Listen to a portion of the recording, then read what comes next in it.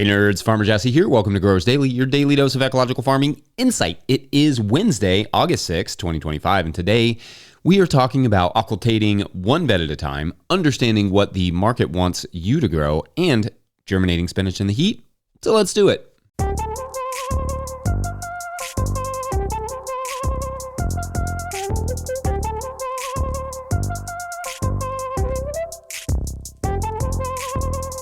All right, happy Wednesday, everyone. I hope everyone is doing well today. We got a hint of rain yesterday, which was nice and welcomed. You can have the wettest spring in the world, but then it can pretty much be all for naught after a month of 90-degree temperatures. That would be like, I don't know, in the low 30s Celsius. Starting to see some premature wilting in the milpa patch, but hopefully that rain will get us through it. Didn't do very much exciting stuff yesterday. Nothing really exciting to report. Shucked the last of the sweet corn and mowed that patch down. Got some harvesting done. Got some seeding done. Managed the cherry tomatoes in the tunnel a bit, which they have not yet fully reached jungle pruning stage, where I just kind of give up and let them go. Basically, just harvest what I can. But it's kind of getting there, meaning it's that time of the season where I am losing the energy or will to lower and lean them every week, because as a one-person show in the field, it's a big ask to dedicate an entire morning to just pruning tomatoes. All right, just so it's clear what I'm doing here, you can see like that one's growing into the roof there. So I'm pulling them down, I'm cutting them at the very last cluster, right? And then allowing that last cluster to size up. So then I'll just keep letting it grow suckers and then just keep doing this as long as I can until it won't let me do it anymore. That's my lazy pruning. So I've kept up with them reasonably well, but you know, it's getting there. I should say we will be returning to interviews shortly on Wednesdays, but lining them up is always a challenge, especially in the summer for both the interviewee and myself. But things will be slowing down soon, so it'll be nice to have some more voices on this show. So be on the lookout for that. Maybe not every Wednesday we'll be able to do it, but certainly more of them. And I'm looking forward to getting to chat with some farmers after this wild growing season we've all had. Anyway, still got a great show for you today because we are talking spinach, and who doesn't love to talk about spinach? Except for maybe Bluto. Bluto, not a big fan. Okay, so we're inching closer to the fall crop season, which means I want to start my spinach, but it's like 90 degrees Fahrenheit out here, like I said, low 30s.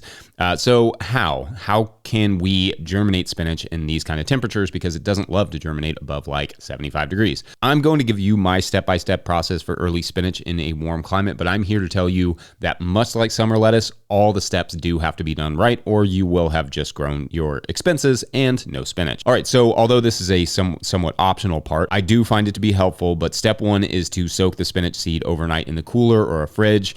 I like to soak it in a compost extract, but you can use just water if you want. I'm just a nerd like that, and I like the idea of getting some microbes in there in and around the seeds before we sprout them. After we soak them overnight, then the next day, you can either strain them off and just go ahead and sow them straight away into a tray of soil blocks or cell trays or whatever you're using, or allow these seeds to air dry for the day and store them for several months that way. Or both, I suppose, if you soaked too many or soaked your whole lot of spinach seed. This soaking of the seed and then drying is called seed priming, and it shows faster and better germination for spinach, which is what we want. You can see in this little clip here, there's a little trial that I did where the primed spinach germinated and grew faster than the unprimed spinach, and I also did it in a side-by-side with beets, and again, same thing with the beets. Grew faster, germinated earlier, which definitely for summer spinach, that's what we want. Fast is going to come in handy. Now, next, we seed our trays of soil blocks and then transfer them to the cooler for 24 hours. Like we literally take all the soil block trays and put them in the cooler. We take them out of the cooler in the afternoon of the next day and put them in a cool area of our shed under shade so they're not getting hot. It's good to mist them at this point because the cooler can be a bit dehydrating to the blocks to some extent. So good to make sure that they are moist, because moisture equals coolness. And also they need that for germination. Then the next day we mist them lightly again just to keep them cool and make sure that they have adequate moisture and again are out of the sun. Usually by the following day, so 3 days-ish, they have germinated and we can move them into our protected greenhouse. If they are not all the way germinated, I will add an empty mesh tray over top in the greenhouse to give them a little reprieve from the heat as they kind of finish out their germination. Then after a day, I take those trays off so that they don't get too leggy and kind of let them start adapting to more and more sunlight. They must stay regularly misted at this point just to stay cool. And I recommend moving to bottom watering the trays if you can once they get to, a couple inches tall, because damping off is really common with spinach and it's not very fun. Now, I will not start spinach in the field until the first cool nights in September, but I like to use primed seed in those cases as well. Or really, I just liked primed seed. It just works so well and speeds up germination by a full day on average, which I'm impatient like that. So primed seeds, work well for my personality. Usually when I sow it in the field in the late summer, I will cover it with a tarp, white side up, to germinate it. In fact, I'm going to sort of touch on that idea a little bit more in the next section, but the big thing with spinach is that it does not like to germinate in warm soils, so moisture will help, shade cloth will help, and the tarp's white side up will also lend a nice hand if you have some to use. Let me know what you all do differently in your late summer spinach starting routine. It's the crop that I hear from people the most about. They just have the hardest time to germinate it. But if you follow those steps, you should be good to go. Let's just take a quick break, and when we come back, we'll keep on keeping on using the tarps and other materials to germinate stuff. BRB. Hi, my name is Jasmine. I'm growing in North Alabama. Just a little bit of my harvest. Had to pull some things a little early because I was headed out of town, but things are looking pretty good. I'm probably most proud of this cantaloupe. Today's episode is brought to you by Farmhand. We know it's peak season, you're busy, but the messages you send now are what drive renewals later. That's why Farmhand is offering free instant access to their farmer-built newsletter builder. No demos, no setup fees, just drop your logo, upload your list, and start sending farm-branded emails that boost sales, engage members, and save you hours each week. Get free access today at farmhand.partners/no-till. That's farmhand.partners/no-till. All right, back to the show. If you, the listener, are enjoying this podcast, getting even a small amount of value from it, consider supporting our work over at patreon.com/no-till-growers. Does this show bring you $2 worth of value a month? $5? Has it saved you any money in your farm or gardens? Consider chipping in a little bit. You can do that over at patreon.com/no-till-growers. I will try to get to questions from everywhere that questions come in, but I will always get to your Patreon questions. Now, today's Patreon question comes to us from Patreon member Lee Kossub, who writes, quote, "Wondering if anyone here can answer the question of how to tarp a 30-inch by 50-foot row at a time. Is landscaping fabric or woven polypropylene a good option for this? I have just a couple weedy beds in between others that I want to tarp for a few weeks before replanting. Noob here. Thanks for your patience and being awesome." End quote. All right. Awesome stuff here. Thanks, Lee. This is a good question, and there's actually a fair amount to say about it. First, you will find that many professional growers have an option for occultating one bed at a time, like they will use one strategy or another. For instance, one increasingly common bed flip I see is, say, after a bed of something tender like lettuce or arugula. That crop is mowed, a light layer of compost is added over top and soaked with a sprayer or irrigation. Then a section of tarp or landscape fabric is laid over top for a warm week to kill off the remaining residue, and then the bed is resowed or replanted without any real need for tillage. Or perhaps you just have a bed that you have no immediate need for in the middle of a garden where you want to keep the soil in place, keeping the soil in place being a generally good idea. Then you can apply a single strip of tarp or landscape fabric or burlap or whatever you have there to help. Or for one last example, maybe you want watermelons or sweet potatoes or winter squash on one bed, but don't want a mess of vines on the two adjacent beds.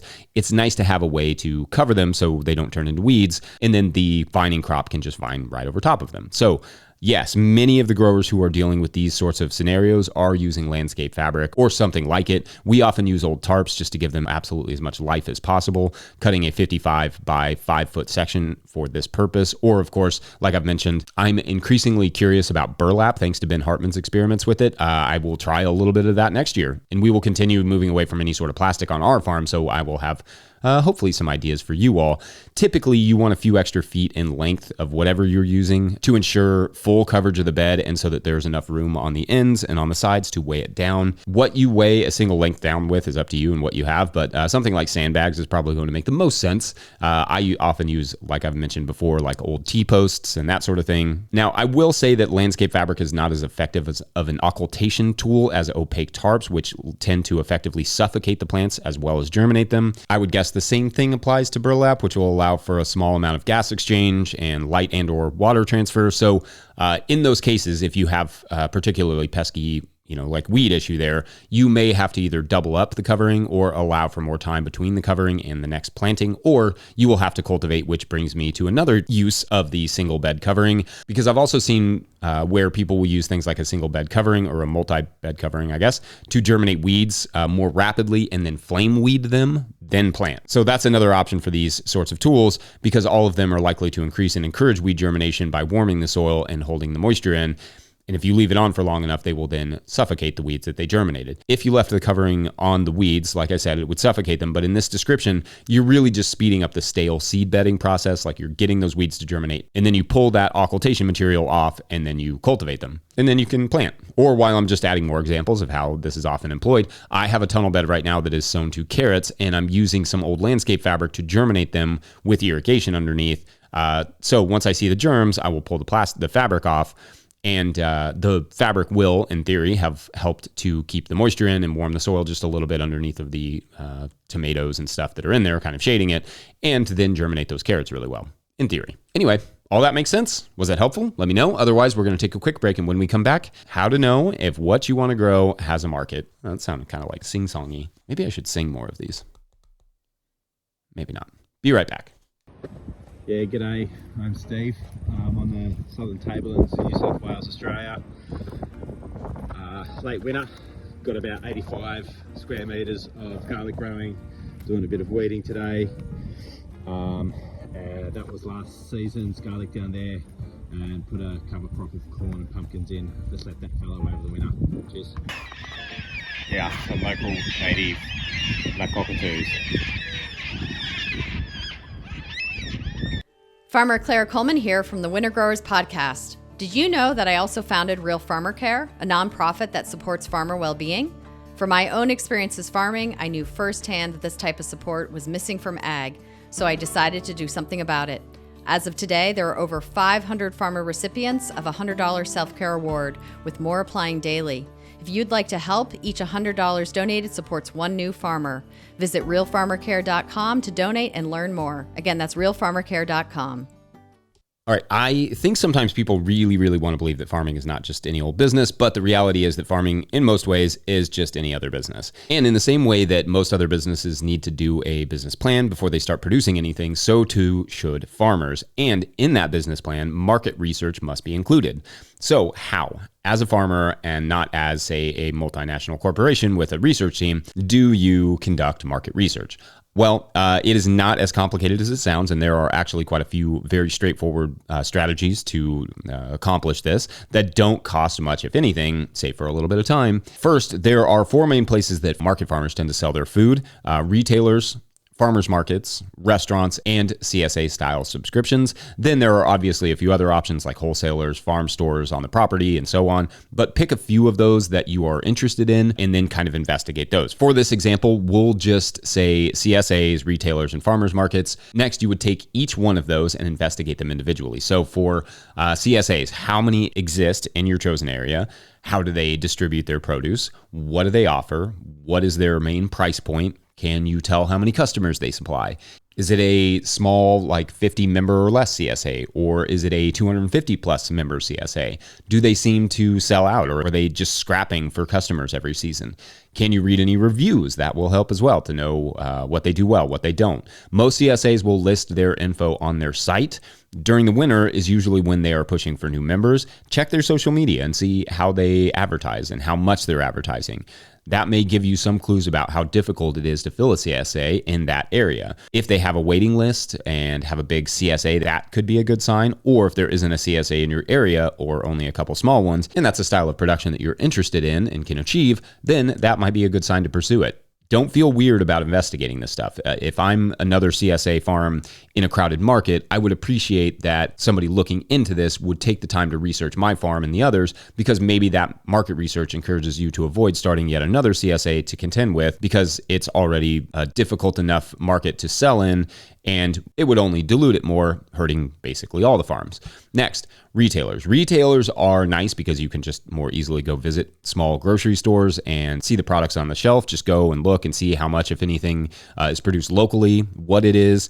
You can even ask the store to speak to the produce buyer and see what they say, see what they're looking for. You may find a co-op to join or a small retailer interested in local produce that could serve as a great customer. Or you may just find that you're in a place of like Walmart and no retail options whatsoever, and that would maybe answer that, or maybe point you in the direction of starting a little retail shop. I don't know.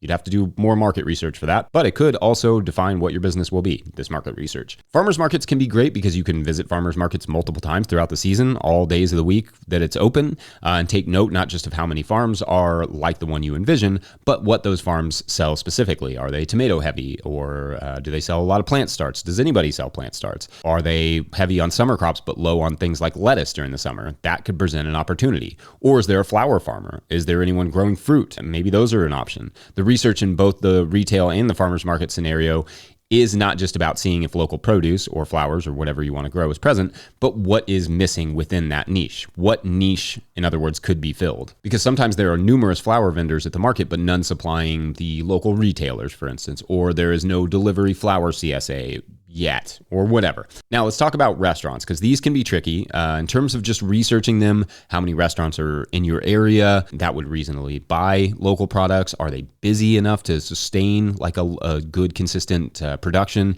Do they have items on their menu year round that you could supply? Something like, I don't know, for instance, like lettuce, carrots, maybe beets, herbs, that sort of stuff that's relatively easy to grow throughout all seasons, depending on where you are and what your setup is. You may have to look through their social media and see what they were selling in the fall or winter or whatever season you are not currently in where you are.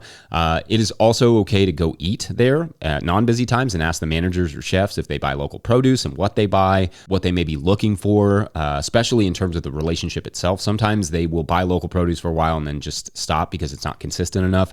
That is worth knowing. One very underrated place to do market research is at farm conferences, talking to other farmers about the different opportunities in the area. You may meet someone, in fact, looking to purchase loads of X product, like co-ops or retailers or restaurants. I've met distributors and retailers and chefs and all sorts of people at farm conferences who are just there for that purpose, to kind of mingle, to meet people and network, to see if they can get more local produce. It's also, if you're at least cool about it, okay to just ask farmers at the farmers market if they have ever sold to X retailer or restaurant or whatever and what they think about it. They likely have some insight or know somebody that has sold to them, and they will be able to tell you. Now, I obviously recommend being upfront about research that you do directly with farmers. Like, I would say something to the effect of, we're working on starting a farm locally, but we are, not trying to step on any toes, just trying to see what niches we may be able to fill, or something to that effect. Being sneaky is not necessary and is definitely not going to win you any friends or favors.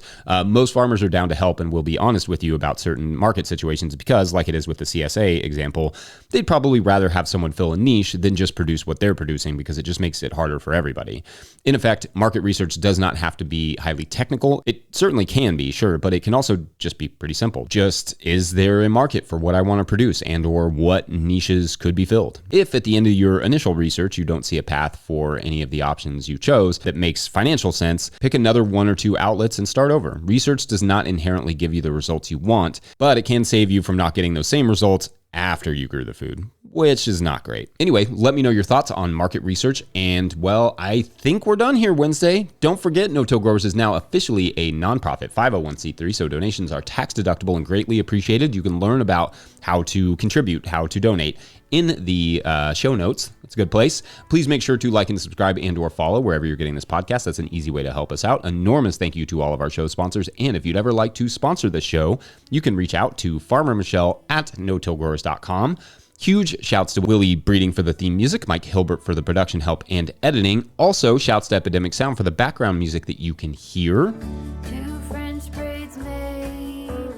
Great choice, Mike, whatever it was. Pick up a hat or a copy of my book, The Living Soil Handbook, at notillgrowers.com to support our work. Big thank you to everyone over at patreon.com/notillgrowers, where at a certain level, or if you just bump up from one level to another, or you sign up in the month of August, you get a shout out on the show. So big shout outs today to, not to you, Bluto, Dwayne Bordelon. One of those. I think I got Dwayne right. All right, so you will remember the rapid snowstorm that happened in this town outside of Chattanooga that young Douglas believes has something to do with a small cave that he saw open up briefly near a creek where he tends to play and was actually playing that day that it snowed. But Douglas, digging around in the area where the cave popped up, finds a small door and, being 11 and adventurous, decides to open it. There before him, in a long set of, is just like a long, deep set of stairs. They are dimly lit, and Douglas, again, being 11, decides to sort of wade slowly down into the stairwell and see what he can figure out. Then, about 5 minutes in, just walking into the darkness, he starts to hear some voices. Adult voices, talking somewhat frantically, frustratedly. One of them says, "We are going to be in so much trouble." Who were these people? What were they talking about? Well, that is for tomorrow on the Stairs to Snowtown. Even though it's not going to be a town. Or is that a spoiler? We'll find out. Thanks for watching and/or listening. We'll see you tomorrow.